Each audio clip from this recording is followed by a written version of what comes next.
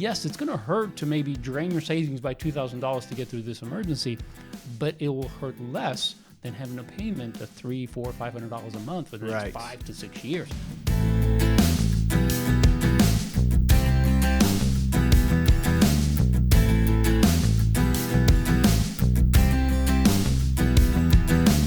Welcome to Getting Money Right, a show dedicated to helping you achieve financial freedom through education and inspiration so that you can be free to pursue your true life's purpose. We're your hosts, David Thompson and Leo Sabo, and in this episode of Getting Money Right, we're going to be answering some financial questions. So from time to time, Leo and I get interesting questions from our friends and from people who reach out online from the podcast, and we like to answer those on the show whenever possible. Yeah, because it brings that knowledge not only to the people that ask the questions, but to anyone else. And we all learned by listening to answers that are provided. And sometimes, many times, the questions that we ask may not be specific to your situation, but what we talk about and how it applies to different areas and different questions is actually quite similar. So we all gain wisdom by having the ability to listen to questions that are answered. It really gives us a more robust understanding of finances. The first question today is, I blew my car engine. What is the least expensive way to get back on the road when your car engine blows? Yeah, it's a pretty big problem, right? I mean, this may be your primary source of making money, right? You need a car these days. Most of us don't live somewhere where we can take public transportation, and transportation is a basic need. So if that transportation is taken away, I know for most people that have run across this that I've coached, they feel a sense of urgency, like I gotta fix this issue within the next day or two. And I'm actually grateful that today that's not as true as it used to be, because we do have Uber and Lyft, and we can get through, even if it means that it costs us maybe $50 to $100 to $200 over the next 2-3 weeks a month until we can find the other, fix the car or find a way to get through this. But the first thing that I want to say is just know that there's more than one option. Most of the time when your car breaks, you just automatically, I guess I'll have to get another car. And yeah, that kind of seems practical to think that way. But pause for a moment. Don't make a hasty decision. Is that car really, I know the engine's blown. That sounds like a big deal. And most of the time it is. But is that it? Is that car in the heap now? Is it a junkyard car, or it can be salvaged? So the first thing to do is just pause, say, are there other options? So take your time, seek wisdom, right? Ask someone who knows about cars what your options are, and you'll be surprised to find out that there is more than one option. Yeah, I was at the auto mechanic shop the other day, and I saw a really big truck lifted up on the dollies, lifted up on this mechanical lift, and it was huge, and it had been ripped basically in half from the hood open. It was like there were parts everywhere, spread all across the place. And this was a friend of mine who owned this mechanic shop, and I said, "Hey, what's the deal with this one?" And he said, "Hey, this engine blew, and we had to completely rebuild it from scratch. We had to, maybe they had to get a new engine and put it in." So it was a very expensive repair. But it was actually cheaper for them to completely dismantle the engine compartment, to completely pull apart the engine, to take it out. It was cheaper for them to do that than to go buy a new vehicle. It actually made more sense to replace the engine in this truck, because it would get another 100,000, 200,000, 300,000 miles out of it. Because once the engine is replaced and you've gone and taken the time to pull it apart and then put it back together, it's going to last. And so it's one of those things where, well, maybe I should just go spend $20,000 on a new vehicle, or $30,000 or $40,000. Well, for $5,000, I don't know what the price on this was going to be, but $3, $4, $5,000, you can probably get that engine replaced. So I like what you said, Leo. There are options. Now, $5,000 isn't a cheap option, so let's dig into this a little bit. But what does that look like? I think the first thing to do is ask the question, how much is your car worth? Because if you're going to replace the engine or potentially have it rebuilt, that's going to cost some money. So how much money is it going to cost? It's going to depend on whether you want to put that money into it, and that's really based on the price of the vehicle. If the vehicle isn't worth $2,000 and it's going to cost $2,500 to fix it, well, there's your answer. It's not worth putting $2,000, $2,500 into a vehicle that is literally not going to increase in price, or potentially not even be as reliable as just spending $4,000 on another vehicle. So that's the first thing. How much is your car worth? And then second, how much will it cost to repair the engine, right? If your engine blew, it's not the end of the world, right? When the car was made, they put an engine in it. That can happen Yep. again, folks. Believe me, I've done it a couple of times, and it's possible to replace the engine on a vehicle. It sounds like a big deal, but nobody's asking you to do it. You just find somebody who's qualified and able to do it. And as long as the price is not more than what it would cost you to replace the vehicle, it's an option. I don't know if it's the option, but it is an option. If it's too much to repair, can it be replaced? Can the engine actually be just pulled out the old one, throw it away, put a new one in, or a used one? Because many times cars get wrecked and the engines aren't damaged in the accidents. So they end up in the junkyard, and a mechanic can then come, pull that engine out of that car. And sometimes, many times, the actual salvage yard will pull it out and just put it on a shelf and wait for somebody who needs it. So call a few junkyards, find one, or the mechanic will do that, and that's an option. So as you look at this, it's always a financial thing, right? I mean, you have to do the math. We always say that, do the math. But how much does it cost? How much is your car worth? Is this something you should do? And if it's between $1,500 and $2,000, which is a typical price for rebuilding an engine, unless it's a really big truck or something like that, is that cheaper than replacing the car? Yes, Yeah, it absolutely absolutely. is. And yes, it's going to hurt to maybe drain your savings by $2,000 to get through this emergency, but it will hurt less than having a payment of $300, $400, $500 a month for the next Right. 5 to 6 years, which will totally devastate your budget. So you have to look at this and realize that there are options. You just have to take your time and look and see which one makes the best financial sense. And when something like this happens with your vehicle, let's say your vehicle is down for a few days. One, sometimes your insurance will provide a rental vehicle. Two, like Leo said, sometimes Lyft and Uber will get you to and from where you need to be. Right now, a lot of people can work remotely or work from home, and so you might not need to drive as much, and so you could get along with Uber or Lyft. Or you could just go rent a vehicle for a couple $100 for a month from one of the rental car companies in that interim while it's being repaired. And it could be a week, it could be longer, it could be shorter, but there are options there. And if you have a good support network, reach out on Facebook to your friends or Instagram, or just call some friends and see if anybody has a loaner vehicle that they can let you borrow for free. Oh, yeah, that's a great option. Almost every time I've heard of this happening, a friend has then been able to find someone that would let them borrow a vehicle for a week or for 2 weeks while their car was down and it needed to get repaired. So don't be afraid to ask. Sometimes it can be a little bit embarrassing or difficult, but honestly, car repairs happen to everyone. So it's really not embarrassing. It just feels that way on the surface. But if you dig in and you ask for some help, a lot of times you'll find a friend who maybe is a mechanic. Leo has helped me on multiple occasions with things with my car. Or you can find somebody that might be willing to lend you a vehicle. Yeah, and there's one other option there. Let's say, for instance, that the repair's too expensive. You don't really have the ability to buy a new car. That would not be good for your budget. So there is one other option, and that option would be find, I'm going to say it, a beater that you can drive for a couple years. The first car that my daughter Courtney bought when she was 17 years old, because if you guys remember, I shared this in a previous episode, but we had agreed, my wife and I had agreed that we would match whatever they saved for their first car, up to $3,500.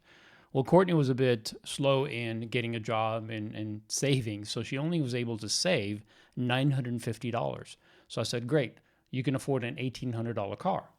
So start looking for an $1,800 car. And so she made it her job for about 2 months to get on Craigslist every day, 2-3 times a day, until she found one at a mechanic shop. And it was one of these vehicles that a lady had since it was brand new.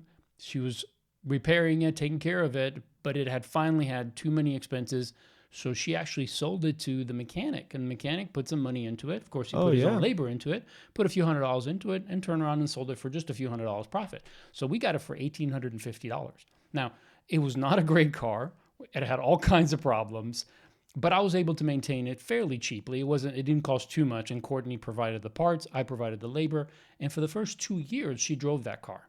And I finally got to the point where I'm like, listen, you need to start saving and buy another car, because I'm not going to be in the garage every weekend fixing this thing. But my point is this. Sometimes you have to take the best and the least expensive option so that you can financially move forward in a positive way. Taking on a big payment is not a good way to do it. Spending money that you know is not going to come back to you and it's actually going to cost you more is not a good idea. So you just have to look at the options and say, all right, which one is the best one? And it may not be great for you. You may have to, like I said, drive a beater for a couple of years. Maybe it doesn't have AC, maybe it doesn't have heating, whatever. But it's better than walking and it's better than begging. So sometimes you just have to do what you have to do.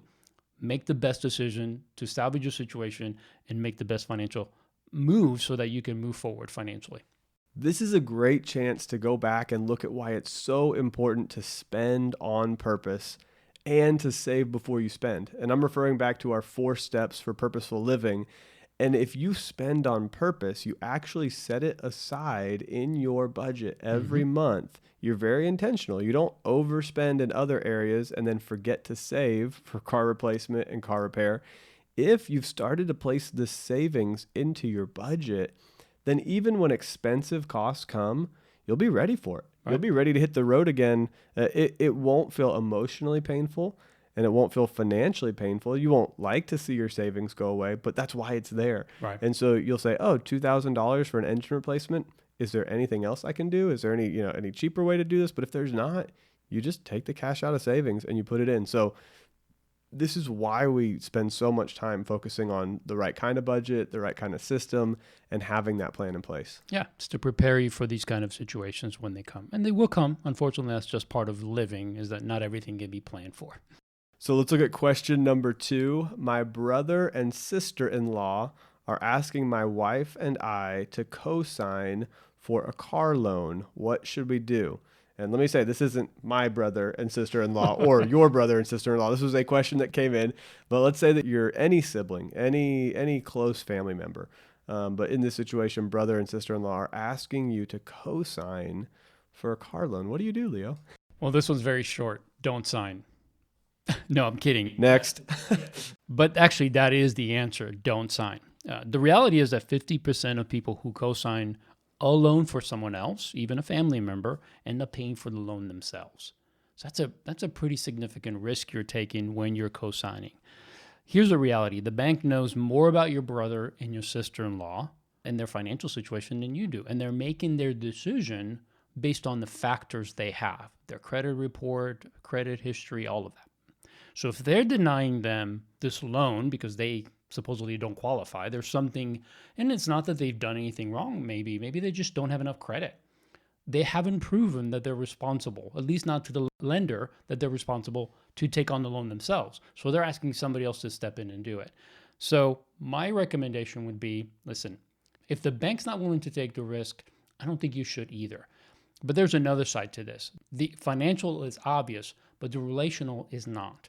Realize that money will impact your relationship. When you're borrowing money or when you're lending money, that cannot be done without emotions, right? You're going to see your brother, you're going to see your sister-in-law spending money over the next 2-3 years. And if they're not paying that bill and you're having to step in and maybe it's affecting your credit score, there's going to be some significant emotional things going on between you, and it could wreck your relationship. And that's more precious and more important than any money. So I would say be kind as you respond, but be firm. Tell them you care too much about your relationship to put it in jeopardy. I think that's the most important thing, which will most likely be affected if you co-sign. So, yeah, this seems like an easy ask. It seems like, hey, can I borrow some of your credit? Is in a way what your siblings or close family member is asking. Hey, will you co-sign for me? What they're saying is, will you use your name, your credit, to help me with something? And so it sounds like, oh, that's so simple. I'll just, of course you can use my name. Of course you can. I have good credit. Sure, you can use my good credit. And it seems like you're using something immaterial to help somebody that you care about and that you love. So on the surface, it seems like an obvious choice. Yeah, of course, use my credit. But go one step below, like you said, Leo, more than 50% of the time, this person is not going to make the payments, which means that you went from giving your credit to now giving your actual money. So when they asked you, hey, will you co-sign? They didn't mean to, but what they were actually asking is, will you dedicate hundreds of dollars a month to a vehicle that you won't be driving, to a vehicle that you won't have control over or access to? It's a little bit of a different ask. And it's not just a financial ask, like Leo said. You go from the surface level where it's an immaterial credit ask, oh, hey, can I just have you co-sign? And then it goes to that financial level, and then it goes to that relational level. And when you get to the relational level, that is a long-term commitment because Hmm. you could harm your relationship over this financial thing that initially started out immaterial. Oh, it's nothing. It's just my credit. It's just my name. And now you have problems with your family members or your extended family or your immediate family. That's terrible. Hmm. So just be aware. On the very surface, at the tip, you're like, it seems immaterial. It's no big deal. Go one layer down. They're talking about real money that is very likely to come out of your pocket. And they'll go one step below that. Because of that miscommunication between step 1 and 2, people are now in step 3, angry, bitter, frustrated, not willing to be generous, Hmm. not willing to have healthy conversations at the dinner table, at Thanksgiving. Yeah. So it's a really big deal. And just be aware, it seems harmless on the front end, but that's why we always say don't co-sign. Yeah. And the other thing to consider is just the wisdom of it. In fact, there's a ancient proverb that literally addresses this. It says, "Don't agree to guarantee another person's debt or put up security for someone else. If you can't pay it, even your bed will be snatched from under you." I love that one. And I mean, it's so straightforward. It's like you don't know what the future will bring. You don't know if your brother will lose his job in the next 6 months. You don't know if your sister-in-law is going to get pregnant and they're going to go down to one income. Mm-hmm. There are so many things that you have no control over. And a loan, it's usually for a longer period of time. A car loan can be anywhere from 5 to 7 years. So, do you want to be responsible for the next 5 to 7 years and take that risk, both financially and relationally? I just don't think it's the best course of action. My recommendation would be sit down with them, help them understand why you're not willing to do it, that you care about them, care about your financial situation, their financial situation. And then maybe it's an open door for you to talk to them and say, well, is this your only option? Is there another way that you can build your credit so that the bank then sees you as a responsible person and are willing to lend it to Right. you? And maybe it'll even be an opportunity for you to share getting money right so Yes, they can that's a learn great how idea. to buy a good used vehicle or whatever they need. It'll give you that opportunity to share with them more than just the need they have for the moment, but maybe wisdom that will serve them for a longer period of time. That's right. So use it as an opportunity, but just be cautious. It's a warning for a reason, and you shouldn't violate it. I love that proverb, Leo. Hmm. It's over 3,000 years old. Yeah. I mean, this is an ancient proverb, like you said. And it says, even your very bed may be snatched from under you. Think about, there are furniture loans today where you can co-sign or you could buy something on credit and it could be repoed and you could have your bed taken out from under you. But again, go one step deeper. That's the surface. Go Hmm. one step deeper. Think about the rest that you lose Yeah. when you have a relational issue with somebody or when you're having to pay somebody else's bill because of a miscommunication on a financial transaction. You will begin to lose peace in the evenings if you don't handle your finances well and don't set healthy boundaries like this in place.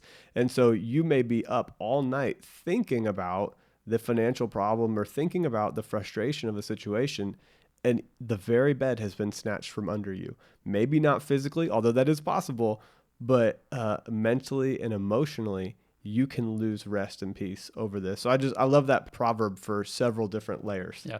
Do you realize that the person that wrote that proverb was one of the wealthiest and wisest Yeah. people that ever lived? So Solomon is who wrote Proverbs 22, and that's where that Proverbs is listed. And what's interesting to me, here's a guy that could have probably co-signed everybody's Yeah, it's loan true. or just given them the money, and yet he's the one who's saying, "Don't do this. This is not wise. You're actually going to put yourself in a situation where your very bed may be snatched from under you." That's pretty strong Yeah. from a guy who had the wisdom to understand and see all the sides of how this could actually play out in a negative way. So if you can't listen to Solomon, I'm not sure that there's any hope any other way. You're going to run into some trouble. Yeah, no doubt. All right, so let's look at question number 3. We're on a really tight budget, and it seems like every month there's at least one unplanned wedding, birthday, special event. And so we're having to spend money that's unexpected, unplanned. Yeah. What's the best way to manage these kinds of unplanned expenses so that we don't wreck our budget? Yeah, that's a good one. It's a tough one because most of the time when you're invited to events like this or birthdays, they're relationships you have, obviously. If there was somebody you didn't know, you'd be like, I'm not going, I'm not buying you a gift. But it's I usually love that. somebody you care about, right? So how do you do this when you're on a tight budget? I mean, that's the reality of going on in this family, that they're on a tight budget and they're looking at this and saying, gosh, I'm divided because I want to be kind. I want to show up. I don't want to look like I'm a stingy, uncaring person. But at the same time, I can't reg my budget. So how do I go through this? So when it comes to gift giving, it can be overdone. Let me say that. Most of us have a desire to give. We've talked about this in previous episodes, that we were really created to add value to others, and that's when we're most fulfilled. Well, gift giving is one of those things, I man. When we love it. get to do it, it's just so much fun. So it goes against us not giving, right? It's not in our nature not to give. So when we're asked to give, not only do we give, but we go overboard many times, right? Because we're really trying to express our love and care for this person. So the best way to plan for these events is to determine ahead of time who you will buy gifts for, and then cap the gift to a reasonable amount. Because as we've said before, there's no unlimited resources, right? There's limited resources with unlimited opportunities to spend. So we need to Yes. figure out how to stay within our income, within our budget. And if you don't plan this ahead of time and set an amount for what you're going to spend on each gift, then chances are you're going to go over. It's going to be something that's not manageable, something that's going to definitely hurt your budget in the long run. Yeah, and you make this plan in advance. That way it's not an emotional response. That way you're not in the moment panicking and saying, well, we'll run to the store and we'll pick up this and this and this. And it becomes a conversation you've already had. It's pre-planned. You have the money set aside in your budget. And it's important to probably set aside an extra category or two that you're setting aside money for. It's the same category, but an extra person. Make up a person that you set aside a little bit of money for birthday, Christmas, Yep. and a holiday or two, because there's going to be a few that you don't think of. There Right. will be some unplanned, unexpected new friends that come into your life. Yeah. Grandma's only going to turn 90 one time. That's right. So That's right. you better show up and you better bring a gift. So it's important to have a really good solid plan in place, and we have a financial calculator to help you go through and track and plan all of your gift giving.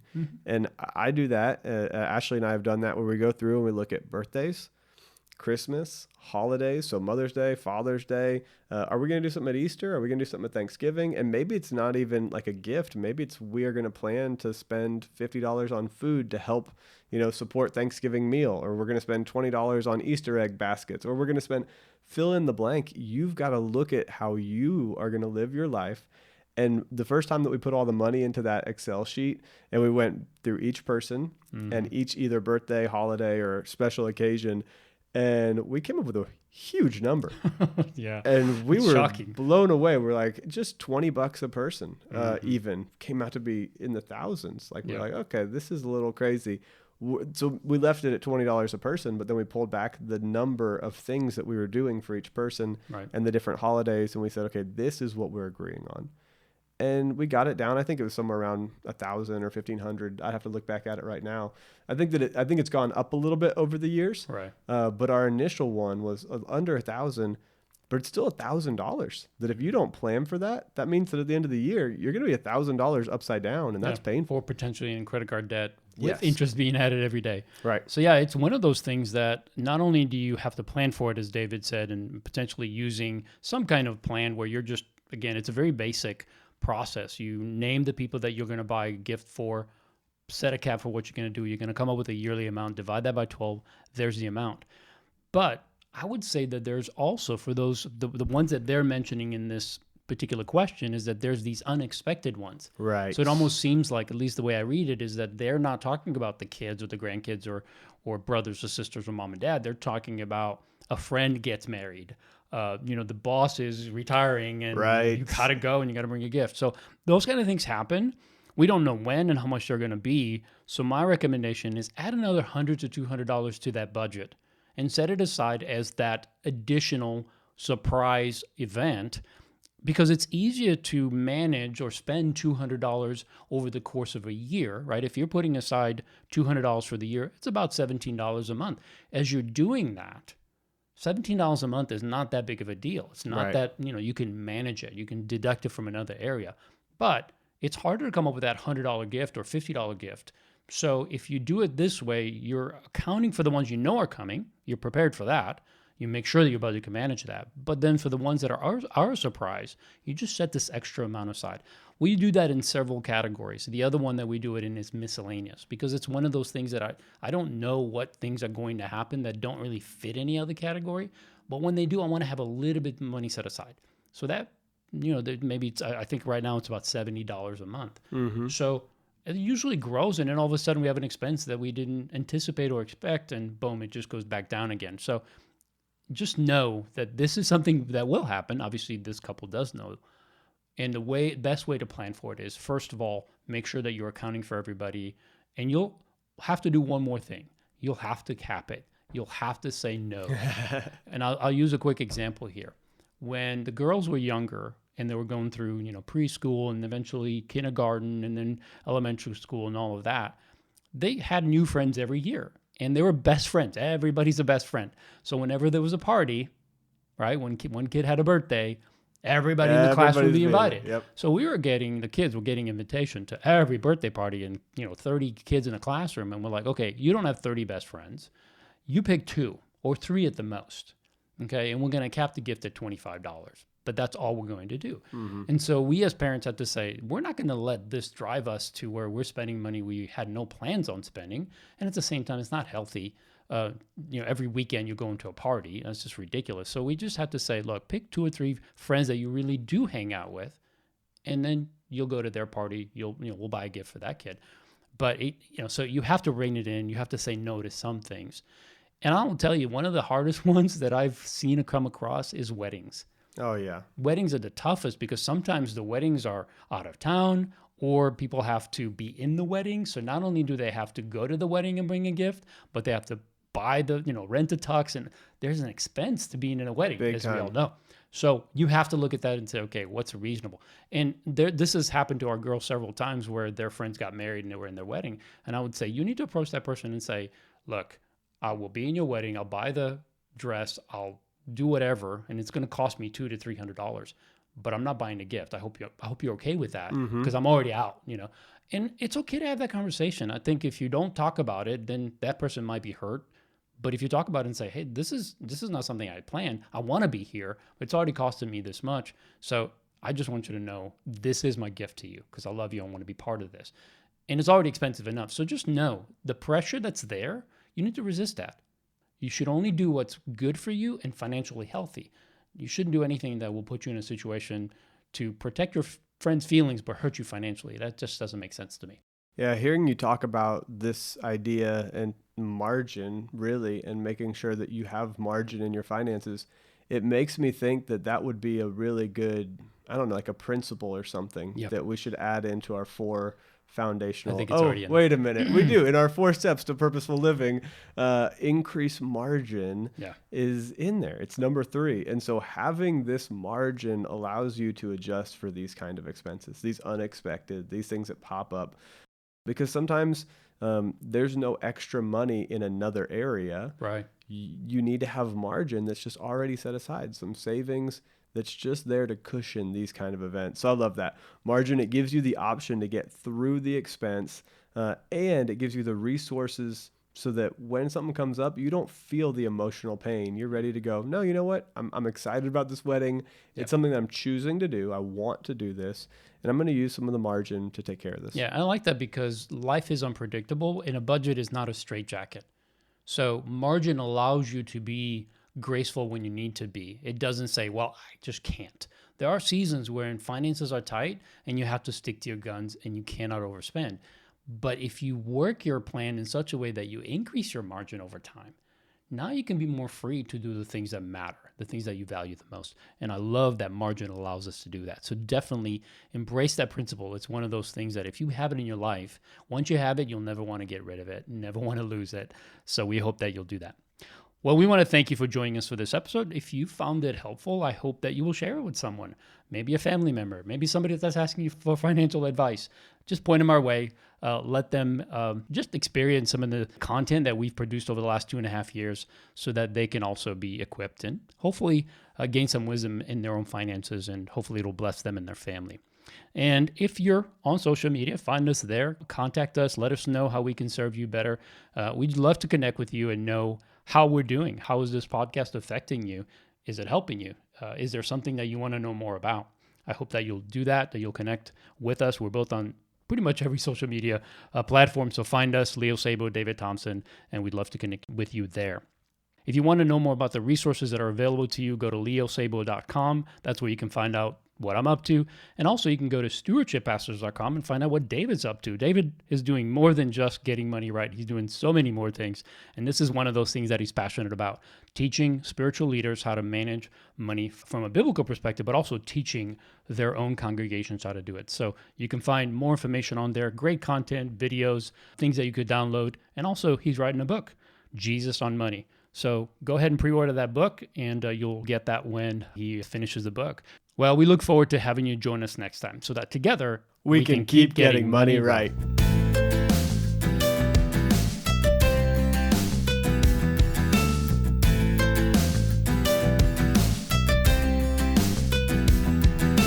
Because sometimes there's no extra money in another area. Right. You need to have margin that's just already set aside, some savings that's just there to cushion these kind of events. So I love that.